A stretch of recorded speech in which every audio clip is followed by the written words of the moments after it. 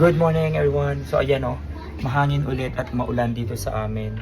So may pasok kami today. Ang oras natin ay 7:40. Wow, Something ganyan. So pahirapan na naman. Pakita ko sa inyo. Ayan maulan, mahangin. Sige, saksak ko lang yung sasakyan para mabilisan.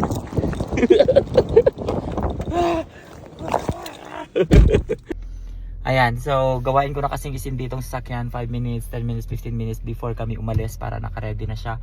Makondisyon na yung makina, kumbaga. Yun yung bahay namin. O, di ba? Maulan, mahangin. Ang nakakamiss lang sa Pilipinas kasi di ba pag may bagyo dun sa atin, nakahilata lang tayo at walang minsan may cancellation ganyan. Bye. Ayan, on the way naman kami ngayon sa babysitter para i-drop by si Turner. Bye, Turner. Yan ang babysitter's house. Daycare center.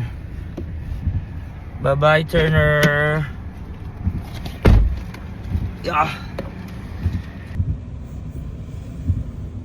Say hi. no. Say hi.